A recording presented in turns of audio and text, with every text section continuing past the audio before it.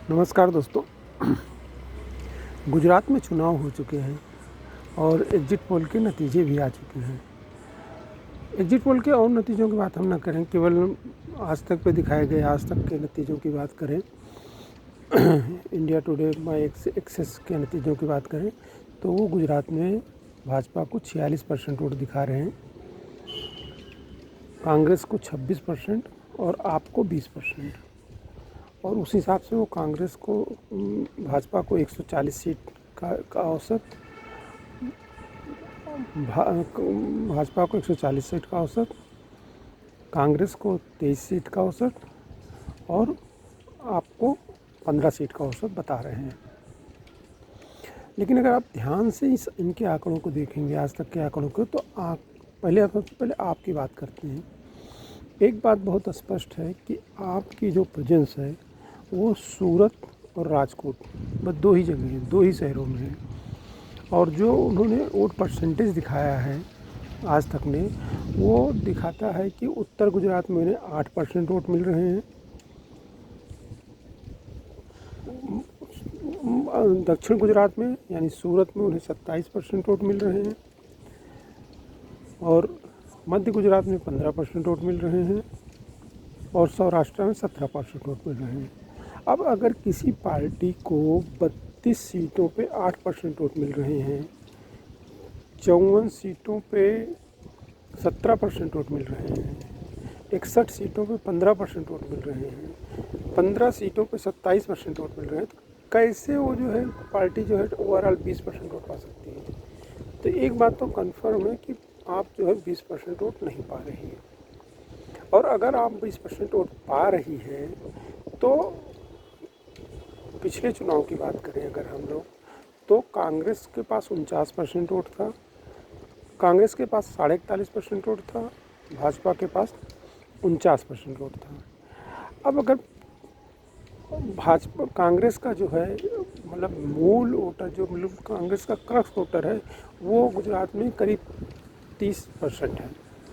तो अगर ये मैं मान लूँ कि आपको 20% वोट मिल रहे हैं, तो वो कांग्रेस के 11% वोट मैक्सिमम काट सकती है। और यही आज तक वाले भी दिखा रहे हैं कि 12% वोट काट रही है। तो अगर वो 12% वोट काट रही है तो इसका मतलब वो भाजपा के भी 9% वोट काट रही है। तो अगर भाजपा की वो 9% वोट काट रही तो भाजपा तो 40% पे आ गई। अब उसका 10% वोट कम पड़े हैं पिछले साल से, तो अगर उसको भी अकाउंट कर दें हम लोग, तो उनके आंकड़ों में बहुत सारा जो है डिस्क्रिपेंसी है। ठीक है, उसके बाद वो कहते हैं कि आप मतलब केवल 21 सीटें ऐसी हैं जहाँ पे आप जो है वो फाइट दे रही है। तो अगर 21 सीटें ऐसी हैं जहाँ आप फाइट दे रही, तो 161 सीटें ऐसी हैं जहाँ डायरेक्ट फाइट बीजेपी और कांग्रेस की है। आप वहाँ फाइट में नहीं है, टक्कर में नहीं है। तो इन सब चीज़ों को अगर आप एक उस हिसाब से देखें, 2017 के चुनाव के हिसाब से देखें, तो अगर मान लीजिए आप ये मान के चलें कि 70% वोट मिले पड़े थे।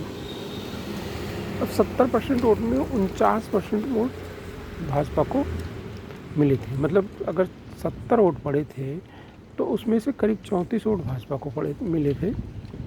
ठीक है, कांग्रेस को 41.5 वोट मिले थे।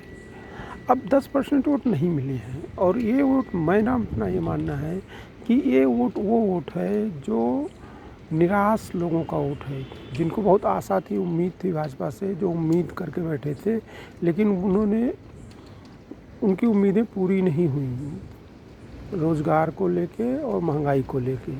लेकिन वो जो है कांग्रेस को भी वोट नहीं देना चाहते हैं, क्योंकि उनका अनुभव ख़राब रहा है। मुस्लिम तुष्टीकरण के प्रति उनका जो अनुभव रहा है वो ख़राब रहा है। और दूसरी चीज़, जो कांग्रेस के भाजपा के बहुत सारे जो लोग जिनको निकाल दिया गया है एक तरह से पार्टी से, समझे, ये उनके समर्थक लोगों का भी वोट है जो नहीं पड़ा, क्योंकि वो कांग्रेस को तो वोट दे नहीं सकते हैं। भले ही उनके नेता को निकाल दिया गया हो भाजपा से, लेकिन वो कांग्रेस को वोट नहीं देंगे। तो ये वोट वो है। तो मेरा मानना है कि अगर 34 वोट पहले भाजपा को मिला था, अभी जिसमें 10 वोट नहीं पड़े, तो अब भाजपा को मिलने वाला 24 वोट, टोटल 60 में से 24 वोट, यानी करीब 40% वोट। ठीक है, अब बचा कांग्रेस। कांग्रेस को पहले मिला था, अब बचे 60 में से 36 वोट। 36 वोट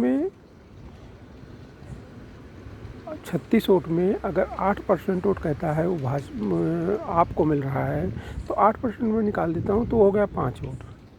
ठीक है, तो 36 में से 5 वोट निकाल दीजिए, तो जो उत्तर गुजरात में समीकरण बनता है वो बनता है कि भाजपा को 24 वोट, कांग्रेस को 31 वोट और आपको 5 वोट। तो आप सोच लीजिए 32 सीटों में कितनी सीटें कांग्रेस जीत रही है। अब आप जाइए सौराष्ट्र में 17% वोट जो है करें आपको मिला है। तो अगर सौराष्ट्र में 24 वोट भाजपा की, उसमें तो कोई सिनमारी हुई नहीं है। अब बच गए 36 वोट। 36 वोट में 10 वोट चले गए आपको, तो 26 वोट कांग्रेस को मिल रहा है। तो वहाँ समीकरण हो गया 24, 26 और 10 वोटों का। अब आप आइए जो है मध्य गुजरात में 15% वोट मिले हैं। तो 15% वोट मिले हैं तो उसका इसका मतलब 9 वोट मिले हैं उसको, 9 वोट मिले हैं। तो अब यहाँ समीकरण हो गया कि 24, 27 और 9।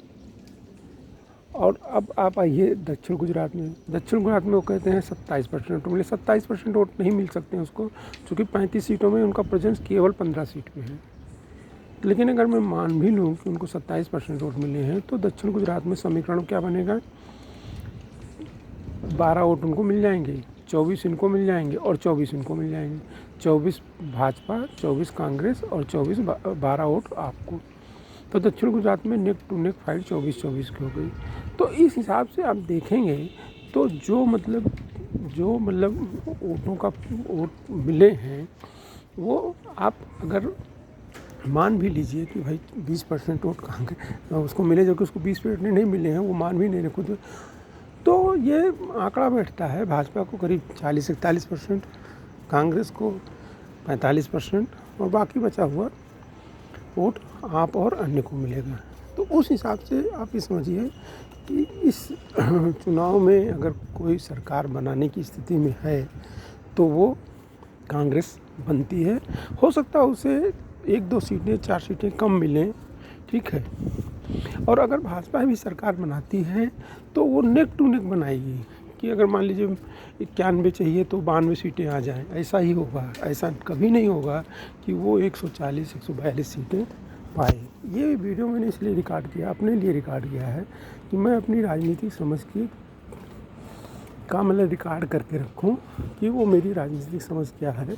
और इसमें मतलब किसी और के लिए रिकॉर्ड नहीं कर रहा हूँ, मैं अपने लिए खुद के लिए रिकॉर्ड कर रहा हूँ। आप इससे सहमत हो ना सहमत हो, मैं इससे रिज़ल्ट कुछ भी आए, लेकिन ये मैं अपनी मतलब जो है अपने रिकॉर्ड के लिए, अपने मतलब उसके लिए रिकॉर्ड कर रहा हूँ।